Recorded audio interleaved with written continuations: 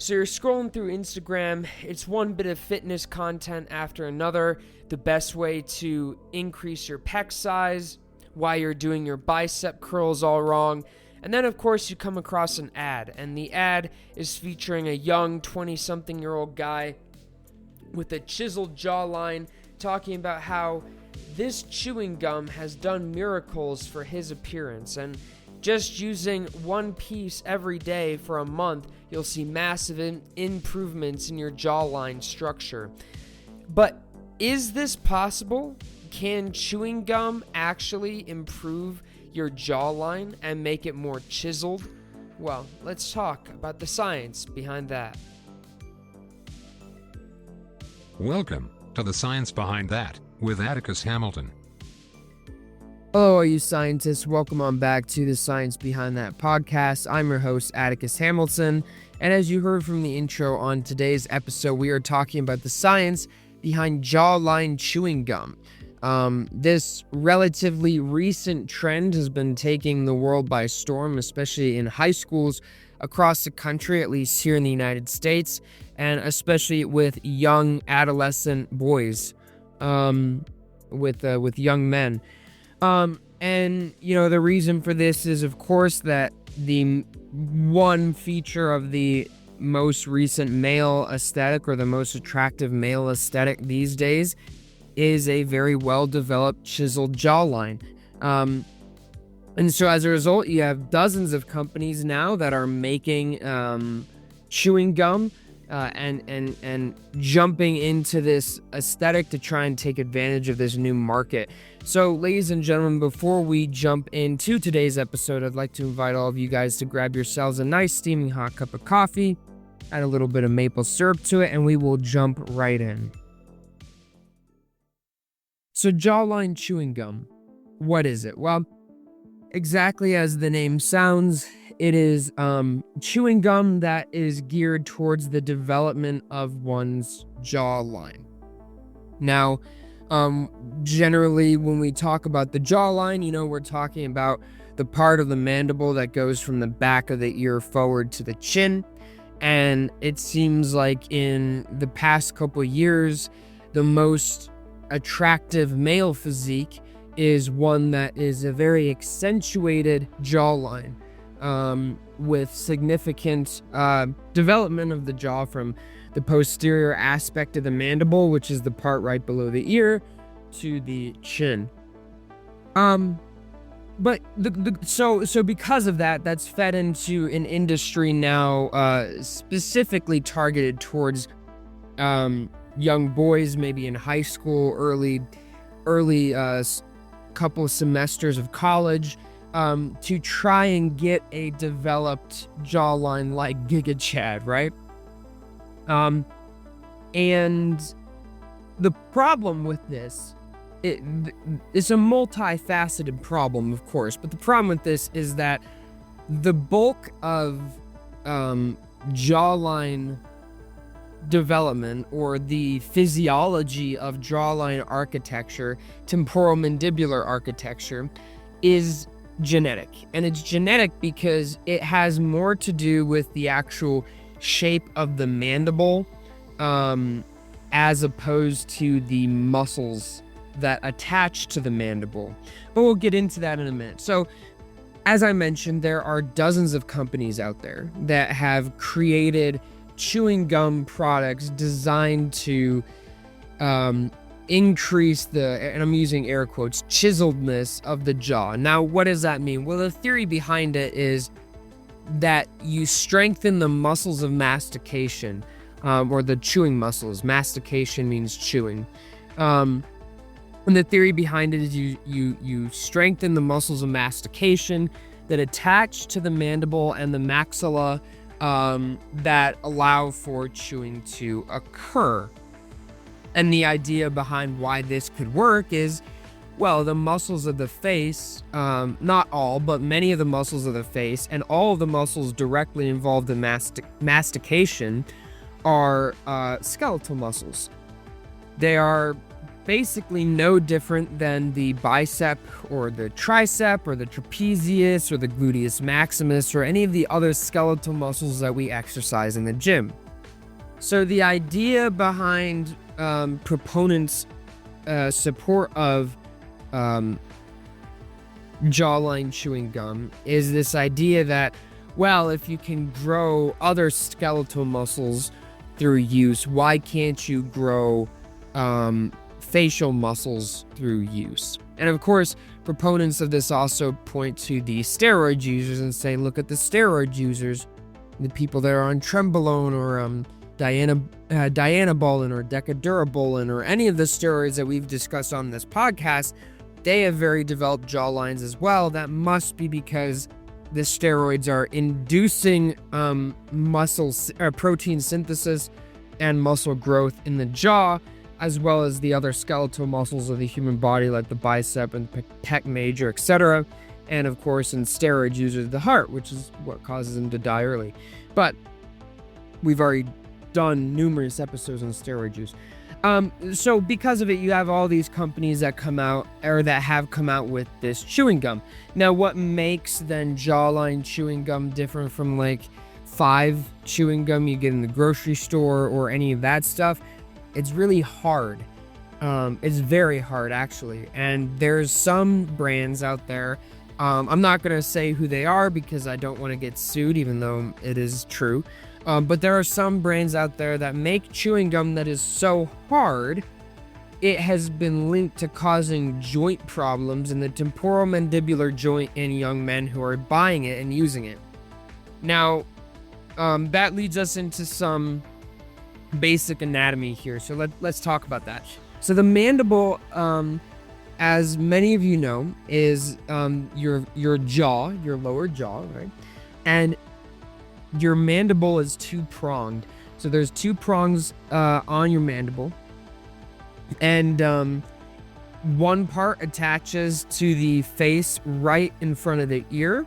And then the other part attaches to the zygomatic bone a little bit more in front of the ear. So if you play along with me, find your face.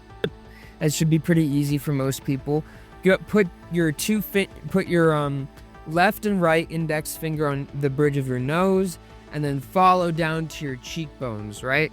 So you're on your cheekbones, that's the zygomatic bone. Move backwards a little bit, and you will find that second attachment of the mandible right under there. So it's a little bit behind the cheekbone, and it's a bit in front of the ear, and then keep moving back. And then right before you touch your ears, you can feel like sort of like a bulge. That's the second attachment of the mandible, and that together, there's 2 attachments formulate the temporomandibular joint, right?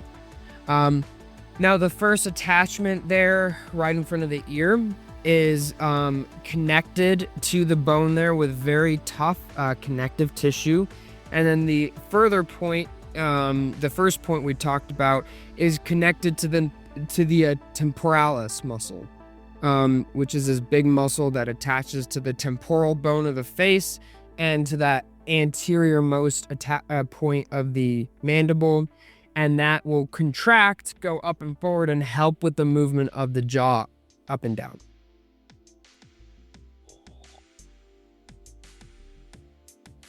Excuse me, I had to take a drink of coffee there, or a sip of coffee. So what we see then happening is there are a lot of cases, and it's sort of increasing in the amount of cases we've seen of young men that are using this exceptionally hard chewing gum that are developing bursitis in the temporomandibular bursa. And what a bursa is generally, just think of it as like a balloon that encircles a joint. And that generally, if it's a synovial joint, it contains synovial fluid.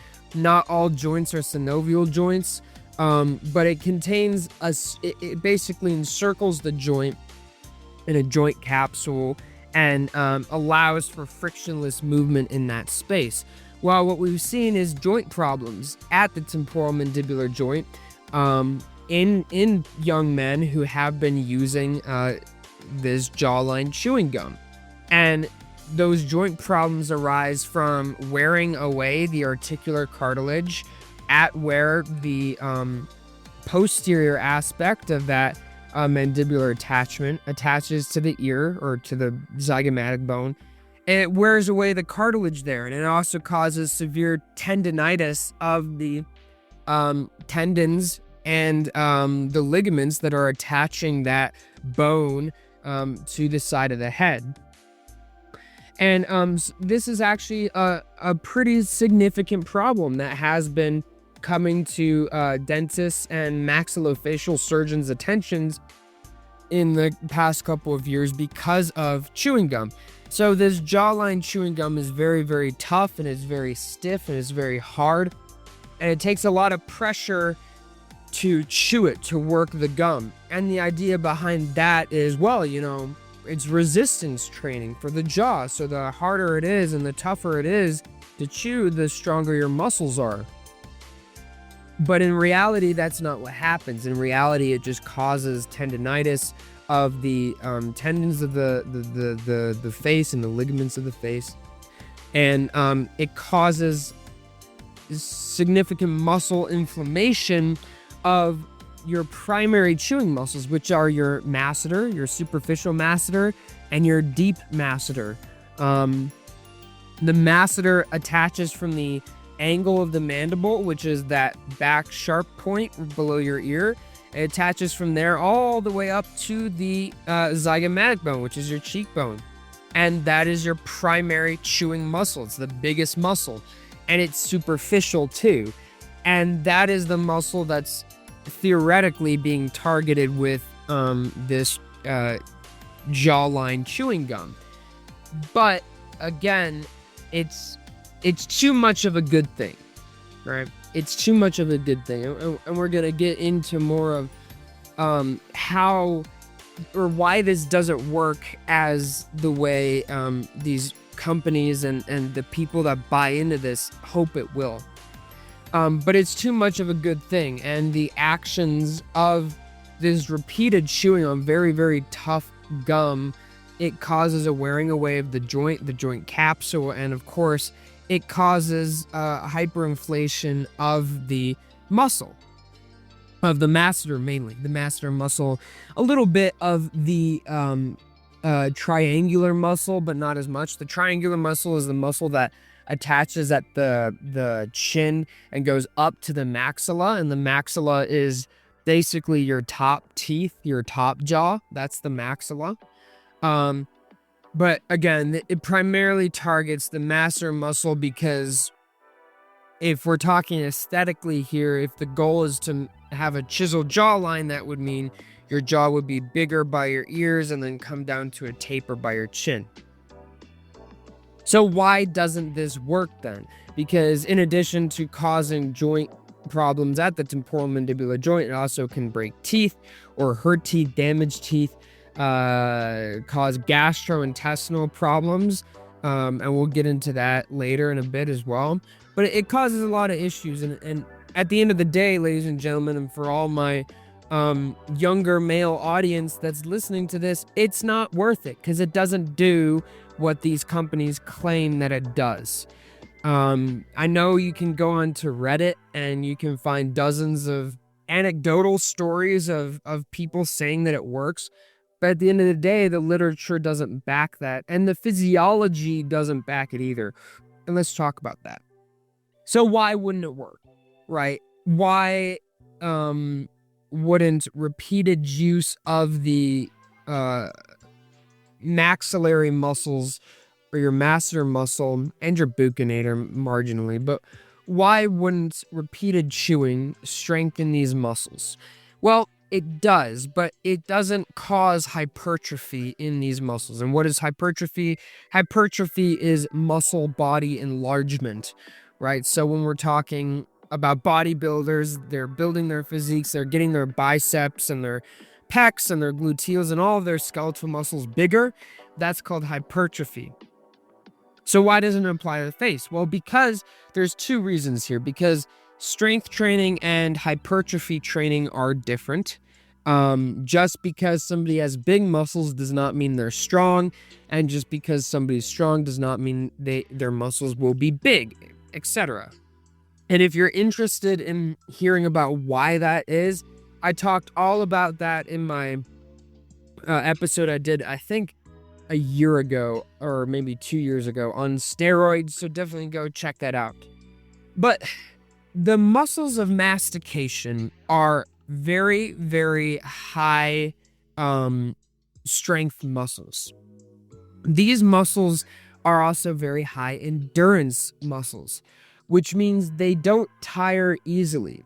Comparatively speaking, and they're weak, and I'll get into that too. And I know you say, well, you just said they're high strength, but now you're saying they're weak. That's a contradiction. It's not, and I'm going to get into that in a minute here. But ultimately, the muscles in the face are very anaerobically tolerant, which means that unlike your gluteals, you can tire your gluteals easy. Personally, when I go to the gym on leg day, I like to do leg press and I like to do squats. When I'm doing leg press of my PR of 820 pounds, I get tired real quick. And right now, I think I can only do 5 reps of 820. And when I go and do squats, I can only do like 3 reps of 415 before my muscles tire. The face, however, is different, because the muscles in the face have developed to endure a significant amount of movement, a significant amount of contraction, right? Because just opening your jaw is relaxation of the muscles of mastication, and closing your jaw is constriction or contraction of the muscles of mastication. Pop quiz for the audience here that's listening to this. What process between those two, muscle contraction and muscle relaxation, which process uses ATP? If you said it was contraction, you're correct, right? And again, I talked all about the biochemistry of muscle contraction in my steroid episode, but in an abridged sense, the muscle proteins and the muscle fibers hydrolyze ATP to constrict, right? They use ATP to constrict. And I want you to think, those of you listening to this episode, think about how many times a day you open and close your mouth. You open and close your mouth when you're talking to people. You open and close your mouth when you're not talking to people, and you probably don't even realize it. You open and close your mouth when you're drinking, when you're chewing, many, many, many, many times a day. And so as a result, the muscles of mastication that are also inherently intertwined with the muscles of vocal production, like the orbicularis oralis, the muscle of the mouth and the lips, the muscle of the mouth and the lips, they have to be high energy. They have to be high anaerobically tolerant, because they use a lot of energy to move up and down, and they're contracting and relaxing constantly throughout the day.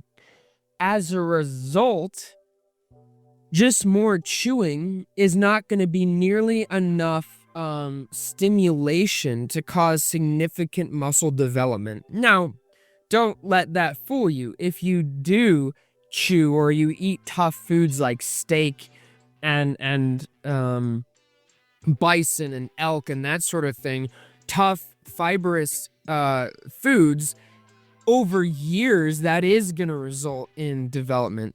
But that's the thing. We're talking about chewing over years as a part of one's normal diet. Humans have not evolved to drink our foods liquidly or eat soft foods. Our jaws are designed to break down tough vegetables, tough greens, fiber, and then fibrous animal tissue. Fibrous animal tissue, connective tissue. Our jaws have evolved to be able to go through that high energy movement and break down that material. That being said, they're relatively weak muscles. And what that means is you don't need a lot of stimulation to stimulate the muscle, but they're not going to be as likely to undergo growth and development as, for say, the gluteus maximus is, because the muscles themselves have not evolved to take high loads of weight. The gluteals are the biggest muscle, or the gluteus maximus is the biggest muscle in the human body, and it's the strongest muscle in the human body because it has evolved to take the entirety of the weight of the human body. The masseter muscle and the buccinator muscle and the triangular muscle, none of these muscles have evolved to do that.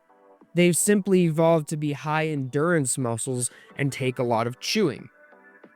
Therefore, because they're simply high endurance muscles, they are less likely to undergo myocyte differentiation and myocyte division, and they're less likely to undergo sarcolemma and sarcomer enlargement or hypertrophy.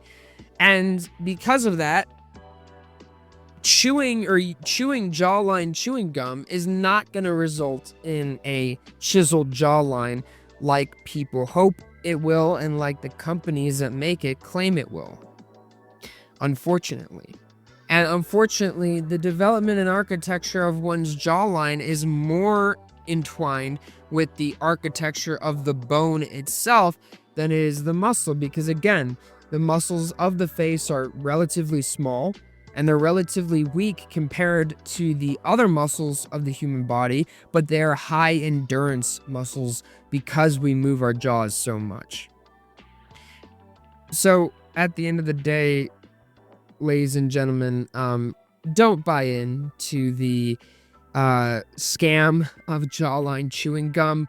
It most likely won't work, and if anything, it will give you jaw complications such as tendinitis or issues in the temporal mandibular joint. In addition to that, it can also cause gastrointestinal issues.